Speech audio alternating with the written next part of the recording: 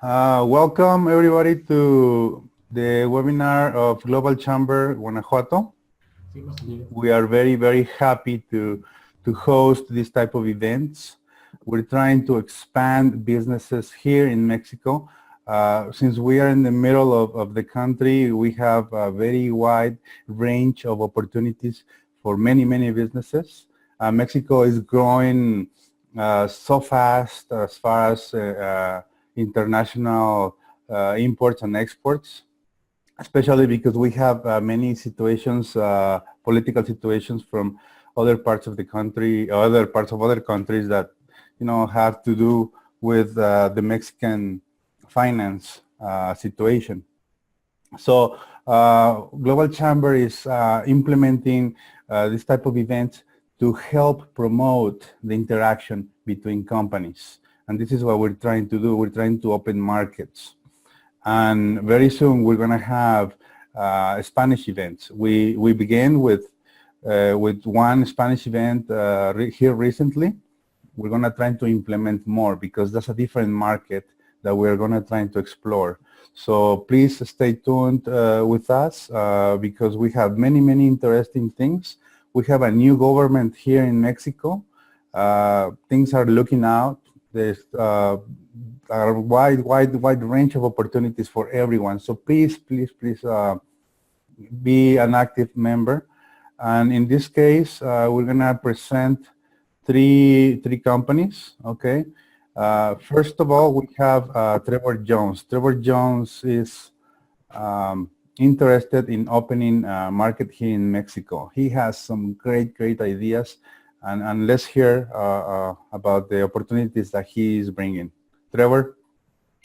Great. Thank you very much, Arturo. We really appreciate it, and we appreciate everything the Global Chamber does. I'd also like to introduce the person next to me. This is Grant Baker. He's our regional director for Latin America. And also a better Spanish speaker than me as well for the next event. So, what we'll talk about today is some of the security aspects of Mexico. As everybody knows, there can't be foreign direct investment and a thriving business culture at home without some safety and security. Every country struggles with that. Mexico has its own challenges. And so Grant's going to talk a little bit about that and how some of the economy aspects and other aspects have affected the situation just for a couple minutes, give us a little briefer, and then I will go ahead and show everyone a visualization using our product that shows some of this information as well as other kinds of information about Mexico and the rest of the world. So I'm going to hand it over to Grant Baker, our regional director for Latin America, and he'll give us a little brief on security. Hi everyone, as Trevor said, I'm Grant, Regional Director for Latin America for Links. I'll be brief with subjects, I won't get too bogged down with details. If anybody has any questions, feel free to ask me after our presentation. También, como dice Trevor, hablo español. Si tiene cualquier pregunta en español, solo dime. So I guess I'll start right off with kind of one of the bigger, more prominent things, which would be the NAFTA negotiations. From our point of view, I think that one of the big things would be perceived uncertainty on both sides. There's a lot of perceived uncertainty in the United States on the part of the new Obrador regime, administration, that people aren't really sure what to make of it in the United States. And I would say that the same is true of the Trump administration, to say the least. So that'll be interesting. Now, there are a number of external factors that I think will affect those negotiations. One would be, has nothing to do with Latin America, which would be the recent tariffs by the Trump administration on China, which are stressing lots of American farmers, which will probably encourage the Trump administration to promote buying produce, things like that, from locally within the United States, the heartland, Kansas, things like that, rather than importing from Mexico and other areas like that. And that could affect the negotiations and could make the Trump administration less amenable to importing from Mexico certain produce, things like that they could otherwise have in the United States. That said, certain things like avocados, stuff like that you really can't grow too easily in most of the United States, hopefully won't be too affected. But that'll, of course, affect Mexican consumers as well as American consumers as well as Mexican producers. Moving on from that, I would say that another big thing would be mexicanos. since there's already about $100 billion in debt, and Obrador's one of his plans is supposedly to borrow another $75 million to finance additional exploration and things like that to make it profitable. That it's a gamble. So I unfortunately don't know enough information about that off the top of my head to really say either way how that's going to go. But that'll definitely be big as far as the energy market. Another interesting thing as far as security, since people don't get too happy when they have to pay a lot for gas, or if it's kind of inconsistent. If he does do these price freezes on gasoline in Mexico, that could create scarcity, and a lot of people aren't too happy with when there's no gas for their cars, and that can affect the security situation as well. That said, before I move on to some of the other issues, our map and a lot of our consulting services really can help break down a lot of the big sets of data and lots of interconnected things that really are hard to make sense of if you're just trying to figure it out with that tool. So it's a very, very useful tool to put in a very usable format that that can kind of break it down into a more digestible format. Moving on from that, another big thing, especially from the perspective of foreign investment, would be the increasing homicide rate. One thing I think would be really, really important to stress to foreign investors in Mexico would be that not all parts of Mexico are the same security-wise. It's just like in the United States. Southside of Chicago is very different from Wichita, Kansas. So the same goes for Michoacan versus Quintana Roo. So I think that that's very important to stress. I mean, Mexican government definitely has not put the same resources security-wise into all areas of Mexico. I mean, you go to anywhere in Quintana Roo, you're going to see military policemen all over the place. They're really working hard to keep that part of the country safe because they know that lots and lots of tourism dollars come in from there. So if you're a foreign company looking to invest, even if it's totally unrelated to the tourism industry, that's not a bad way to go. Even Mexico City too, other areas where they have invested a large amount of resources into the security situation there. It's a great place, but unfortunately, I think until the Mexican government invests more resources in the security situation of Coahuila, Juarez, Michoacan, stuff like that, things might still be a little bit shaky security-wise. That said, I'll turn it over to Trevor. He can explain a little more about our data tool. Great. Thanks a lot, Grant. I appreciate it. Lynx is a global company, and so we monitor security around the world. Grant spends most of his time looking at the very particular aspects of what's happening in Mexico and Latin America, so we appreciate his analysis. I did want to share with the group the tool that Grant mentioned and that Lynx creates. We create a mapping platform for governments or companies to put in large amounts of data sets so they can visually see the data in front of them without piecing through lots of reports and spreadsheets and going to different websites. So it's really a tool to aggregate data. And so I'll go ahead and share my screen with the group, and you guys can go ahead and see what we're working with here. So this is the Lynx tool. Can everybody see the map, I hope? This is a representation of homicides in 2017. And so as Grant can probably help us point out, we can see different areas by the borders that are trafficking corridors. Those attract a lot of violence. Some of the other areas by Mexico City.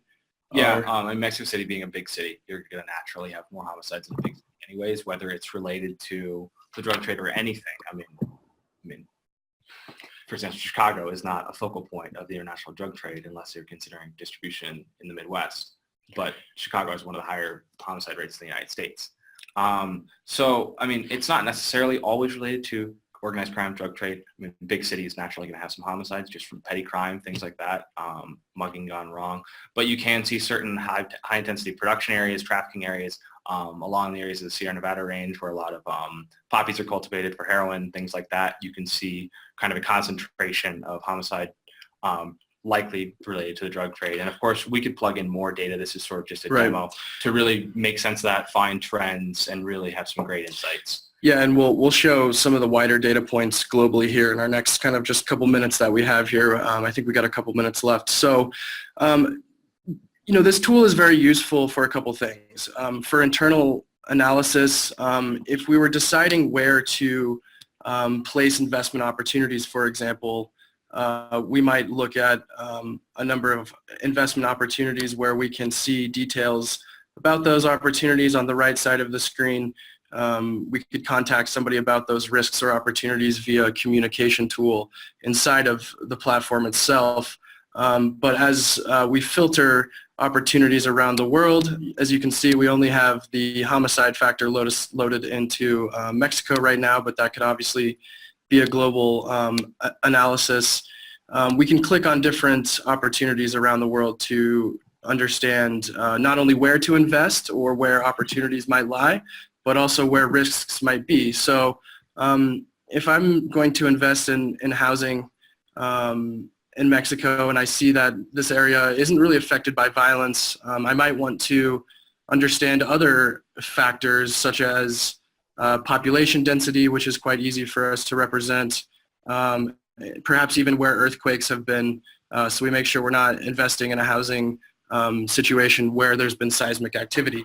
So really the point of the map is to ingest a lot of data in a simple way, so decision makers in business and in government can see all of their data very quickly, and they can go ahead and understand how to place investments or also keep their people or property safe. So there's a risk component too, to see where attacks or natural occurrences have happened, crime. There's also an opportunity component to filter these different investment opportunities on the bottom. And this can be customized in any format for any business. It's very, very flexible, and it's also very cost effective. So this tool really, really helps decision makers kind of aggregate all of their data in one place, communicate with each other, and see a vast amount of data.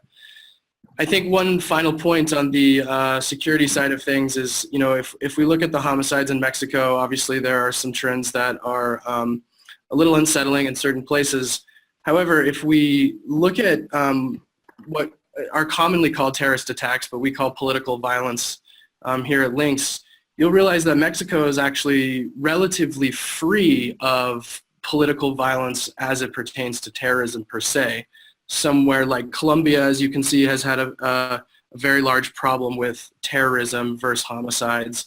And if we go over to certain areas in the Middle East and Africa, certainly Afghanistan and Pakistan, and interestingly enough, Bangladesh, as we visualize this data, has had a horrible time with terrorism as well. So this is just a simple way to see data and a cost-effective way to kind of centralize your decision making at your company, and Lynx would be happy to entertain any questions about what kind of data we can put in and what the process is like for our product.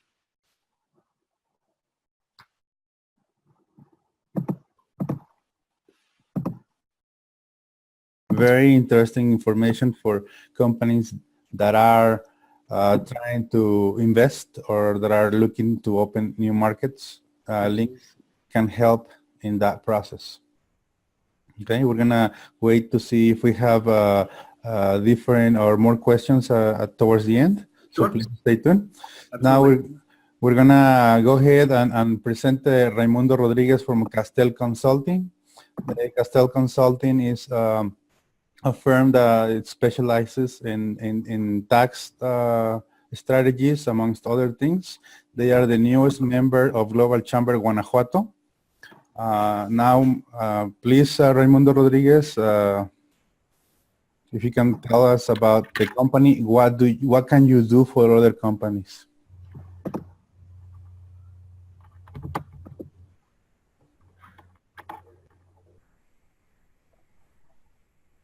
Hi, can you hear me?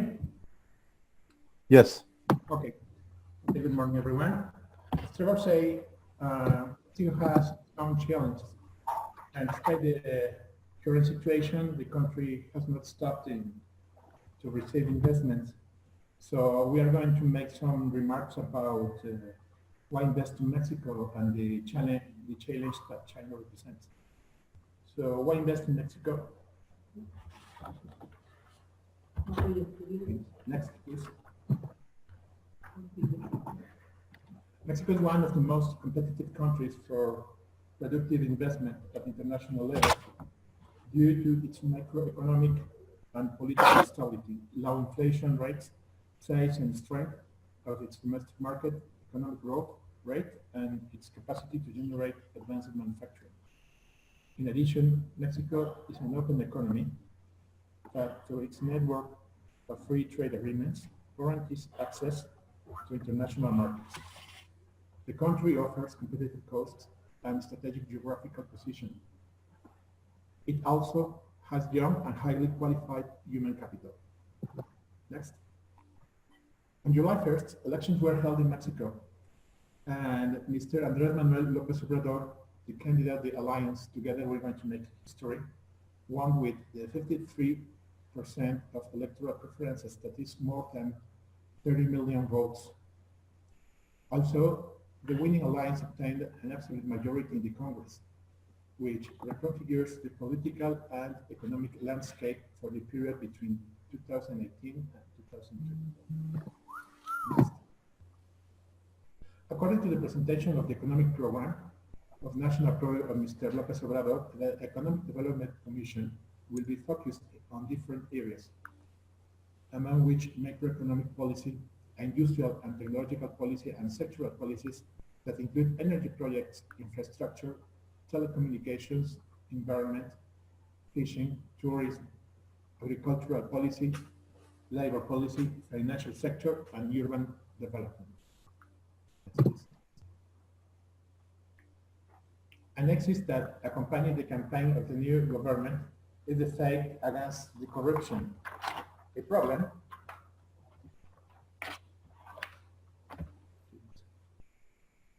what is proposal reason.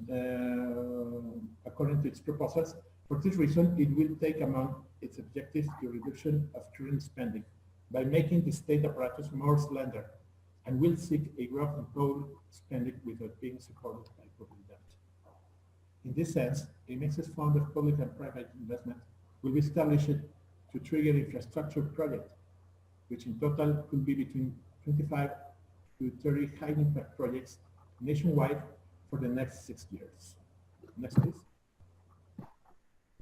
About industrial policy, the next government will have a policy focused on the increase and diversification of exports, will seek greater regional integration with Mexico, the United States, and Canada, as well as the increase of the regional content in the products imported by these countries.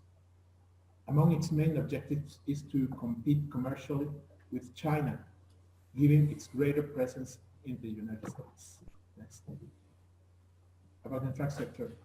The next government contemplates projects to encourage the creation of propitious infrastructure to reactivate the economy of some specific geographical zones that will take some relevance for the logistic and transportation plans for the companies. In the road team, the conclusion, modernization, or construction of at least 15 roads corridors is expected to do it with urgency, especially in the southeast region of the country. Next. It is planned to design a comprehensive development strategy for the transseismic corridor for the transportation of goods between the two oceans, between the Atlantic and Pacific, the Gulf and the Pacific. In addition, a territorial and urban planning has been contemplated around the maritime terminals of Coatzacoalcos and Salina Cruz, the terminal of Salinas del Marqués, as well as the development of industrial parks or logistics centers and new urban centers. Next. The creation of 2 new refineries installed in Campeche and Tabasco that will produce 300,000 barrels of fuel per day is also emerging. In addition, the rehabilitation of the 6 existing ones was announced in order to retain the participation of the state in the energy sector. Next. Regarding the construction of the new international airport of Mexico City, for now what he said is that the assigned will be reviewed and the legal tools will be used to find some kind of an agreement. Same case for contracts that have been deployed for the energy sector. According to the letter sent by the President-elect to the President of the United States, Mr. Donald Trump, it will seek to reactivate the north of the country with the creation of a free or open zone to promote investment, productive and technological development, as well as the creation of jobs. Mexican customs are going to go south and inland for 20 to 30 kilometers from the dividing line in the free or free zone that income tax ISR will be reduced by 20%. The value added tax VAT will be 8% on average, half of what is charged today. Specifically, and more precisely in these border cities of Mexico, the same tax rate will apply as in the United States side. That is, for example, in California, if they charge 8%, in Arizona 8.2%, in New Mexico 7.5%, or in the Texas border 8.2%. Special taxes on production and services will be reduced to establish tariffs and prices for gasoline, diesel, and electricity equal to those of the United States. From January 1st, 2019, in the entire free zone of the border strip, the minimum wage will be increased to at least double the amount stipulated at present in the rest of the country. Mexicans, according to the new governance project, can also hope that their profits are not affected by the increase in tax rates or the creation of new taxes. In this way, the VAT rate is maintained at 16% of the ISR rate up to 35%, and the IH rate, which ranges from 1 to fruits with high calorific density to 100% to cigars in general. Next. Mexico and the United States are very close to reaching an agreement to rewrite key parts of the North American free trade agreement. Representatives of both countries made progress in the rules for automotive manufacturing and other issues during the 2 days of meetings that ended on August 3rd. However, the progress of last meetings occurred without the presence of the third factor of the equation, Canada. One of the most difficult issues between the delegation of Mexico and the United States is whether the cars qualify as duty-free. Canada and the United States have closer positions. Their negotiation has taken a new vigor after the election of Mr. López Obrador in Mexico, who has expressed his support for the plan to renegotiate. As analysts estimate that he prefers to focus on more domestic agenda than to continue the dialogues of NAFTA. Under United States trade rules, the Trump government must give Congress a 9-day notice between the closing of negotiation and its signing, in order for the President of Mexico, Enrique Peña Nieto, to sign it before he leaves office on November 30. The three countries will have to close their agreement by August 27. With this economical and political perspective for the coming years in our country, Castle Consulting is convinced that there are great opportunities for United States investors. So we reiterate to your orders to offer specialized advice in the areas of fiscal and corporate planning, accounting, and legal guidance. We can provide you specialized and current knowledge, relevance, effectiveness, and efficiency in the analysis and development of strategies to solve problems in order to optimize the profitability of companies. So you can see here we have spread offices to the Mexican territory from the border of Tijuana to the state of Oaxaca in the south. We currently have 12 offices, 11 in Mexico, and we just opened one in the United States, in San Diego, California. That was made because we have a focus, the possibility to expand our business to the United States for people from Mexico, for businessmen from Mexico that want to invest in the United States, and businessmen from the United States that want to invest in Mexico. So this is our email, and we can make you our direct phone number is 1-619-677-6512. That's the San Diego phone number. 619-677-6512, and that's our direction of web address.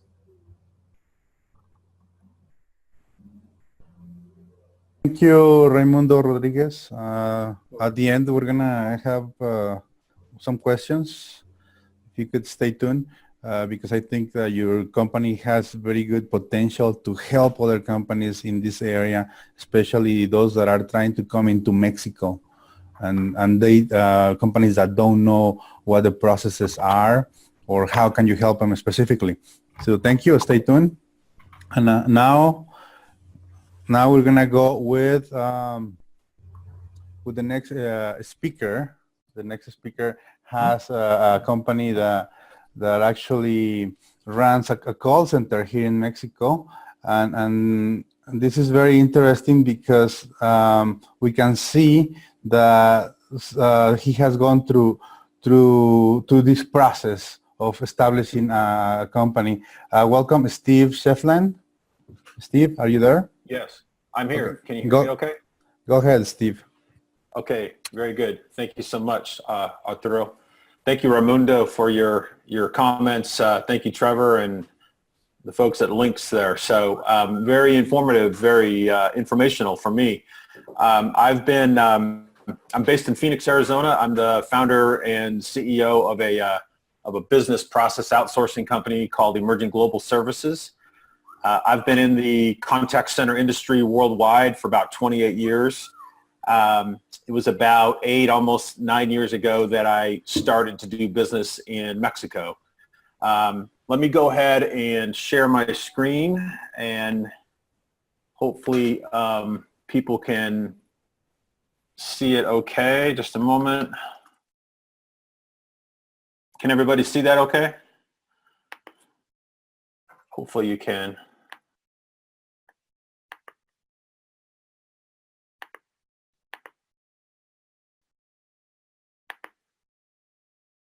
Okay, I'm assuming people can see that okay? Is it good? Okay, thank you. Appreciate it. Okay, so I find it very interesting. I've been doing business in Mexico for, like I said, for about 8 years. Currently in Hermosillo in Sonora, Mexico. So we're in one of the northernmost states of Mexico, and being based in Phoenix is a hop, skip, and a jump from Phoenix. So, but what's interesting is we're talking about both security in Mexico and financial / tax issues in Mexico. Very, very important issues. So what I thought we would do, hold on a minute. Here we go. Very briefly, a bit more about us. We have a location which we call Nearshore in Hermosillo. I also have a couple locations in Africa, Ghana in West Africa, and Gaborone, Botswana down in Southern Africa. And then we do have a small operation here in Sun City in the Phoenix area. All of this I've developed over the course of about 8-9 years. The focus of my company is looking at emerging sources of labor. So everything we do is where can I tap into high quality emerging labor markets? And very early on, I realized that Mexico, when it came to call centers, could be one of those markets. And specifically, I picked Hermosillo. I know that you're in Guanajuato, and there's many other great cities and states in Mexico to do business. Many of them have a developed call center industry, excellent places to work. As you can see on this map, just in case you don't know, Hermosillo's you can see where it is on the map in northern Mexico. A few pictures of the city. That's our office building out in front. Some of our team members here. So let me get right to this. Doing business in Mexico, if you're considering it, if you've never done it, or even like myself, I've been doing business there for a while. You first want to ask yourself, why Mexico? You want to make sure you have a strategy. Is it cost? Is it quality? Is it proximity? Is it a combination of that? What is your strategy? For me, it's very much quality and it's very much cost. I'm able to operate there at a significantly less cost, yet I'm able to pay my employees very well. I'm able to have a very nice business where I can pay my people very well above the average for the state of Sonora.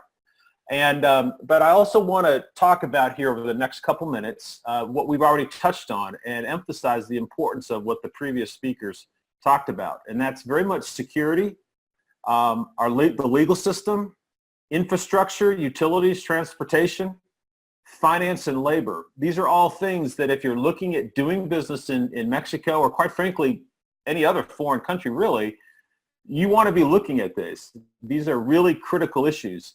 Now, for me to say that as an entrepreneur, I figured this out right away, no, I kind of dove in and learned a little bit on my own. I wasn't that smart necessarily 10 years ago.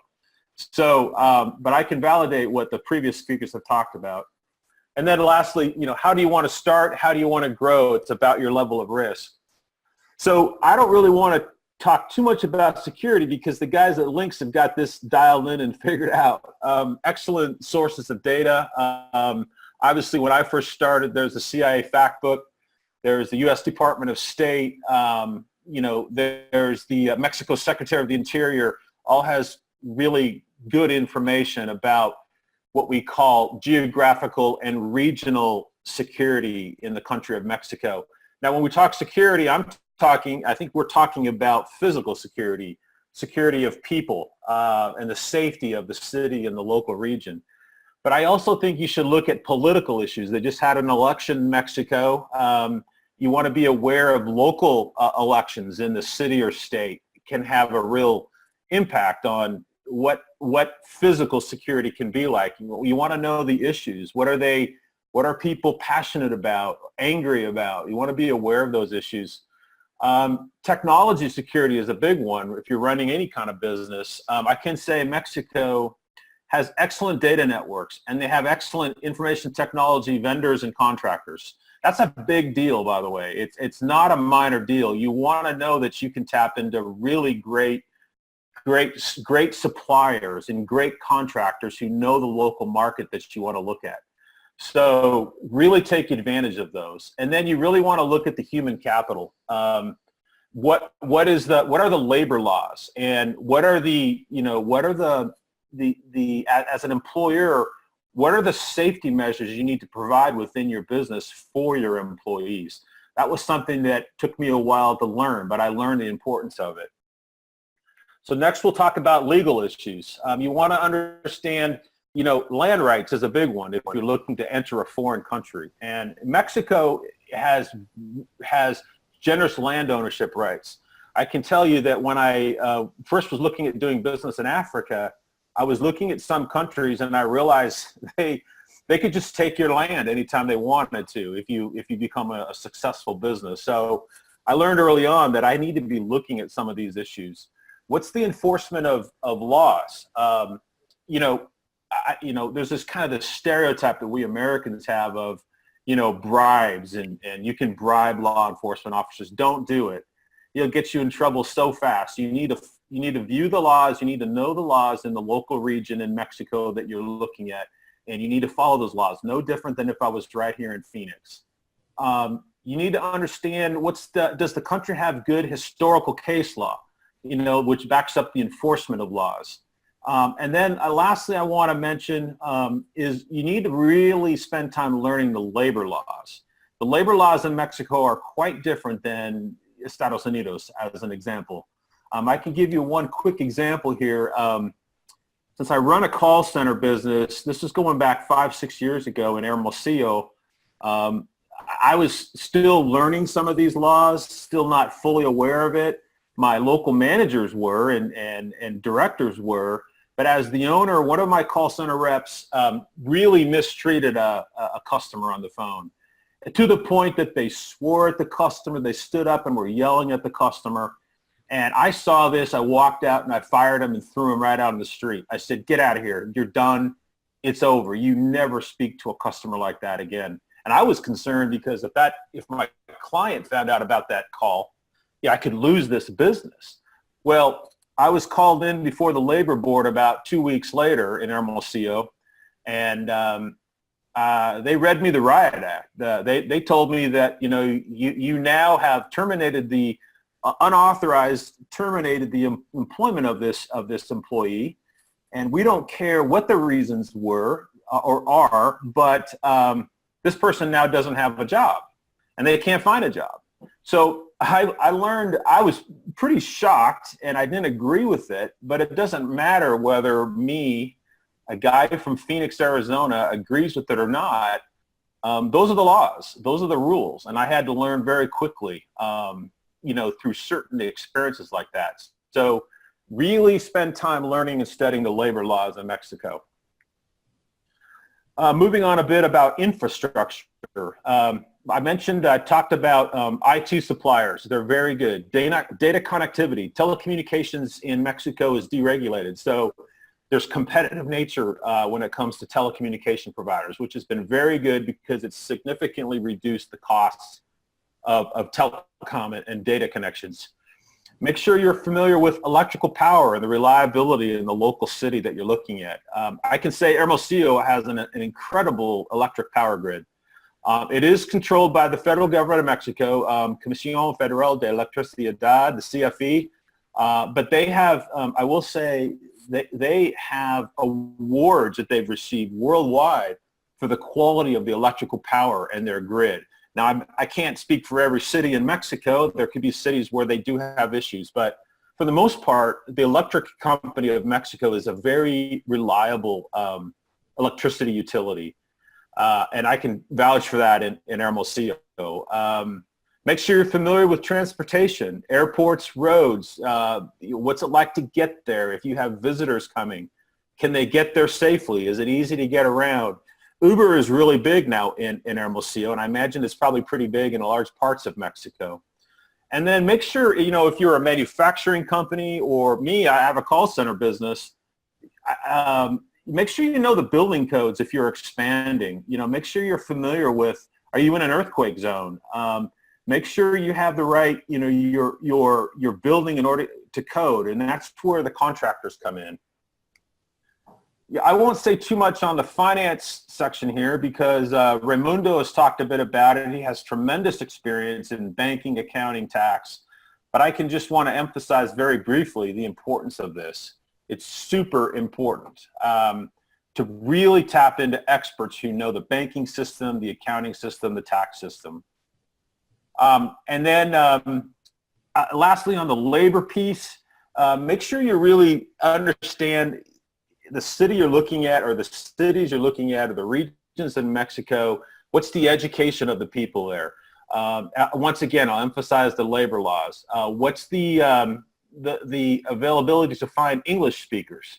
All of these are really important. I know we're short on time, so I don't want to spend too much more time on this, but a lot of this is sort of straightforward, but I can tell you that the education system, based on my experience in Mexico, is really very good. I mean, I find very educated, very reliable, quality employees, at least in Hermosillo. And I know I've been to Mexico City a lot. They have a lot of call centers, which means they have a very well-educated people there they can hire and tap into. And I would imagine the same applies to if you're a manufacturing company or any other type of consulting business in Mexico. So the last thing I'll mention is it's really about understanding and mitigating risk. So I have here how to start and then how to grow. First of all, you want to mitigate risk. When I started in Mexico, I didn't set up my own business right out of the gate. I found a partner. I went to Hermosillo. I spent, I don't know, it probably took me two months, 3 months, and I lived there for a while, and I found a really good partner. And I just subcontracted work to them. So for me, it was about minimizing risk and validating the labor market, and I was able to do that. I suggest doing that if you're looking, if that's something you can do, if you want to start doing business in Mexico. Find a great partner, build trust. It takes time, and really ask the tough questions up front. And just like you would do with any business partner here in the United States or elsewhere. So really learn the culture, learn the laws, make connections, and really find great contractors and great professionals because they know the local market. And that's one thing I did is I found I have a great tax accountant in Hermosillo, and I learned all the laws, or I have a great attorney there in Hermosillo, and it took me time to find these people, but they become some of your closest partners. So I really can't emphasize the importance of that. So the rest is just a bit about us. I know we're short on time. You can look at these slides later. You can see a bit about what we do. This is kind of a list of some of the clients we have that we do business with right now. And I can tell you, I love doing business in Hermosillo and in Mexico. The people are fantastic. I've just had such a great experience. And I was glad to see that slide that Link showed about the safety, because I can see that I haven't had significant crime or problems like that in Sonora or in Hermosillo. I've had a very good experience there. As long as I don't go out late at night and get in trouble late at night, it's just like Phoenix, you know what I mean? So I've had a very good experience from that perspective. So thank you. I know it's kind of quick overview, but thank you for your time. No, you're fine, Steve. Thank you very much. I have this is great information, Steve. Thank you. I definitely appreciate every single aspect that you touched upon, because you mentioned links, the importance of the security aspect. Would you recommend companies to look into the services? Yes, that's an excellent point. I'm in the services sector. There was a bit of talk about NAFTA and import-export duties. What's interesting is it's often more about products, physical products. You don't hear as much about services, fortunately, at least from my perspective. And to my knowledge, I think that's an area that I probably won't touch for a while. But we shall see. Okay, I have another question for you. What about maybe some story of success that your clients, that you might want to mention about your clients? I mean. Yeah, no, absolutely. Let me think about that. I have a number of clients. We just recently launched a new client in the healthcare space. They're in the healthcare IT and software as a service, SaaS space. And we handle a lot of calls that are voice-to-text transcription calls. So these are doctors, nurses, patients calling in, and they want to relay a message through their SaaS platform, which is an app on the iPhone or Android. And but people can communicate through that app, but they often just want to call and talk to somebody. And this company has been back east. They've been having problems staffing this. They've been having problems with quality, high turnover within their call center back in Tennessee. And they outsourced to us, and they just told me, in fact, I just heard about, kind of after about almost 90 days now of doing this work for them, the CEO pulled me aside. He goes, Steve, I got to tell you, unfortunately, we had a bit of a stereotype of what it would be like to do business in Mexico. And I tell you, you have your team, and this is a tribute, not really to me, but it's a tribute to the quality of the people in Hermosillo, because he has pleasantly really shattered his stereotype, because they're very professional, they're very educated, their English is very good. Obviously, not everybody in Hermosillo speaks good English, but there's a high percentage of the people that do. And he goes, their ability to learn quickly and their diligence, their focus on doing the job the right way. This is the things he emphasized to me. And I was really, really pleased to hear that. I was really pleased to hear that, because he was really talking about the quality of the people. And he can't find that right now in near Nashville, Tennessee. He just can't find people who take the job that serious. So I think you'll find the quality of the workforce is exceptional in Hermosillo, as long as it's like any business, you have to manage them correctly.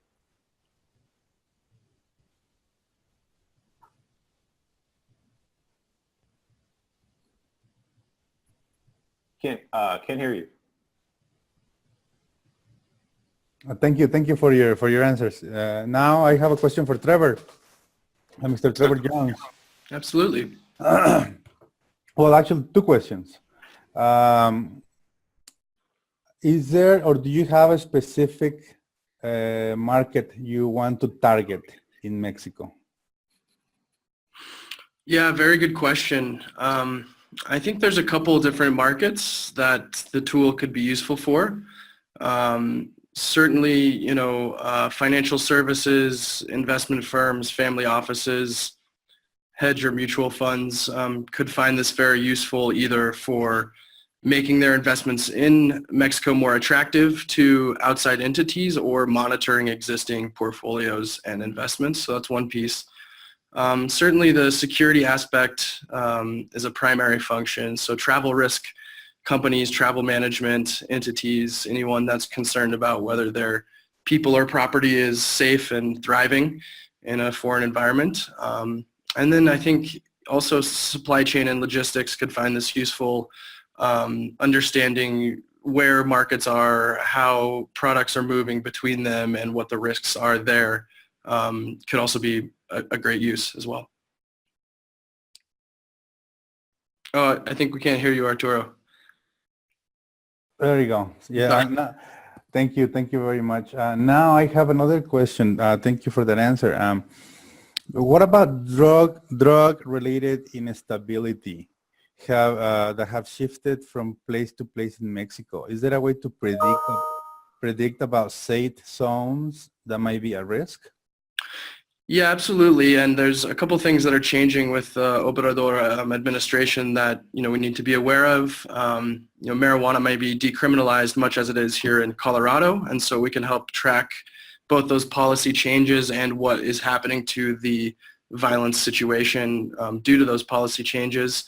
Opium poppies may be regulated for farmers, and so these policy changes will have implications for the violence and local stability situation, and we can track those through the tool as well. So absolutely, that's a primary thing we're looking at. Grant, do you have anything to add? Going off of that, another really good way to understand that is, since the United States is essentially the world's largest market for illicit drugs, really a good way to understand that is where the market is going in the United States. So I guess it's a strange thing to say about the drug market, but where consumer preferences are. So you look at the opioid epidemic in the United States, that a lot of it was due to overprescription of opioid-based painkillers.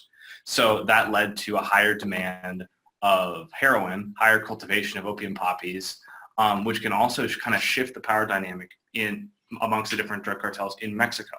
So the Sinaloa cartel controls a lot of the areas in the Sierra Nevada range where they can harvest poppies. So because of that, they control basically a vertical monopoly on the heroin trade going into the United States. And there are a few other organizations that do work with that, but essentially the consumer preferences really drive what happens as far as organized crime pertaining to the drug trade in Mexico. And the map is a great way to visualize that rather than piecing through a report or having one of us come to your office and give you our opinion for a daily rate. It's much better to have the tool to look at it yourself, right? Mm-hmm. And lots of services like the United States Marshal, DEA, things like that, they all publish very detailed reports with lots and lots of data on where seizures are within the United States, instances of overdoses. And so a lot of that data can be used to figure out sort of where drug consumption is going in the United States across a number of different drugs, and that can really be cross-referenced with what's going on in Mexico to really understand what's happening across the border. So of course, our tools and our consulting aren't just going to be focused on just Mexico and that ends of the border. We can look at that pertaining to the United States and kind of where consumer preferences are. And of course, south of Mexico's border, down in Central America, and even down to Colombia, Peru, things like that. Of course, the cocaine trade is growing again in Peru, and then it still exists in Colombia and also a little bit in Venezuela and Ecuador. So that, of course, pertains to. So we really can. There's not much of a limit geographically as to what we can look at. We could plug in lots of data from all those different regions and really look for trends and understand where they're going and kind of keep the most current data sets plugged in and really understand where things are going as far as the security situation. Okay, wonderful. This is actually linked to the next question. How do you market your solution into Mexico and Latin America? Direct or indirect sales channel? Yes, very, very adept question. Thank you, Munir. It's a combination. We were just in Bogota, Colombia, presenting the tool at a summit where the former and current president are and some CEOs and other presidents of Latin American countries. And so that's a bit of a direct marketing, I think, us being in country and being able to show the tool around. But at the same time, we have a wide range of referral agreements and other kinds of partnerships that we build because we know that we're not truly global in our presence yet. In fact, I I envy these other guys with different offices and different places. That's a great business model. What we do for the time being is create partnerships with individuals in the country. These individuals sometimes are well connected with government or business, and they're able to refer business back to us, and we compensate them with a referral rate, or we can actually go ahead and do projects together. I mean, I think when there's a client to pass the cost along to from a partner consultant, it becomes a very nice step-by-step process rather than just us kind of blasting our marketing material out there and hoping for some to catch a fish, so to speak. So I hope that answers the question adequately, Munir. Okay, so are you open to go in and work directly with governments, with local governments perhaps, or state governments? Absolutely, and we often find that governments have the largest technological gap, and so they need to operate with efficiency. It's 2018. We need tools that can get us information very quickly, just like we're all used to on our cell phones, right? And so helping them achieve that and close that gap is a huge goal for us, and we're engaged with that in Colombia and several other places as well. Okay, great. Now I have a question for Raymundo. Raymundo from Castel Consulting. Hi, Arturo. Since your model, you guys have many offices all over the country, so it's a huge presence. And you also mentioned some offices in the United States. Is that correct? That's correct. Okay. Are you planning on expanding your services throughout the country? Are you growing as a company? Yeah, we're growing, and we have set our first office in the United States regarding the potential that the relationship between the two countries actually we have. And we're looking forward, for example, that the NAFTA is going to be approved as soon as possible, because it will make more sure the commercial relationship between our countries. And if that happens, then we could start to think that in the step is maybe to open an office in Texas or in Los Angeles or another place. But I think we first must be very, very attentive or ready if the NAFTA approves for these three countries. Okay. Are you targeting a specific market? Is there a specific type of company that or companies that you are targeting? Now, we are open for a wide range of companies. We are not focusing for a specific channel or for a specific kind of company. We are open for everyone. We are like a tailor, but we can make a suite specific for everyone. So we have different solutions for every businessman, for every company that want to come to Mexico, and we can help you to land your investment safely. We know the law, we know Mexican law in tax aspects, in labor aspects, as Steve said. We have to focus very, very well that kind of aspect in Mexico.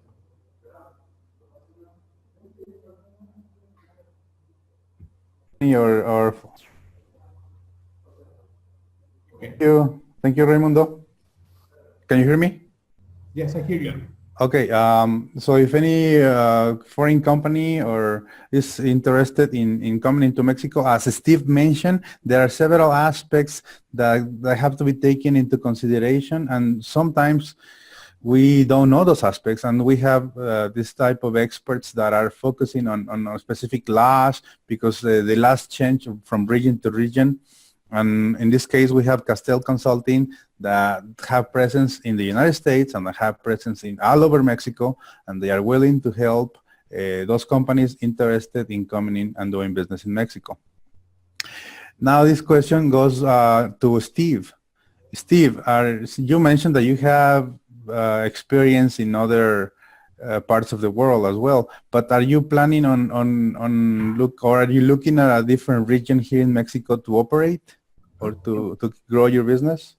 Well, yeah, good question. I am interested in exploring other regions of Mexico. I've had, as I mentioned, very good experience in Hermosillo and in Sonora, but I'm also aware that there's a lot of talent in other parts of Mexico that as a call center company we could tap into.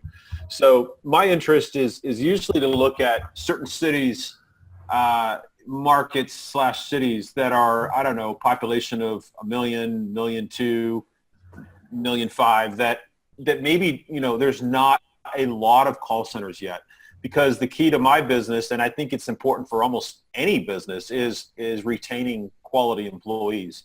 So if I get into a market that has too many contact centers, call centers, I can have high turnover. I can't retain them as well. So the market can be pretty saturated. So I look for cities that have good education base, obviously have good infrastructure, and you know, have good professionals I can network with in the local area, and hopefully I can become a call center employer of choice. So those are the types of markets or cities that I would look at in Mexico. Okay. Thank you, Steve. Now we go back to Raymundo. I think we have time for one more question, perhaps.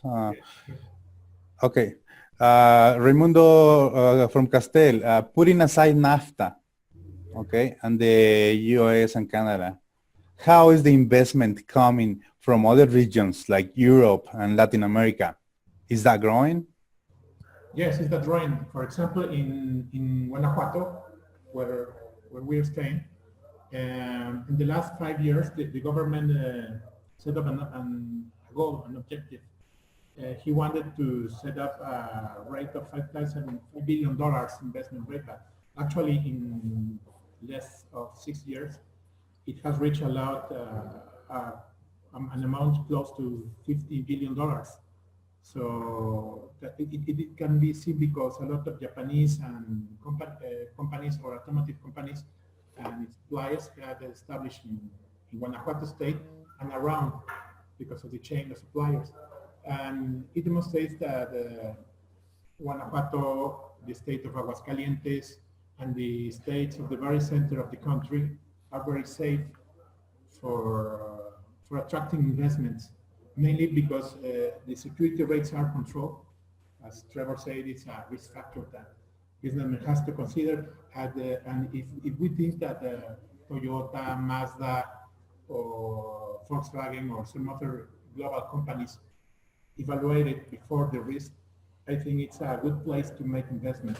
And the second question that we have to solve in the equation is that you have to make contact with experts and professionals that can help you to land your investments in Mexico, to help you with the laws, with the contacts with the government officials, with the secretaries, and we can save you a perfect strategy to protect your money, your company, and we can help you to make contact with private sector, to set up, to find an office, and we can make your establishment, I think, easier and faster.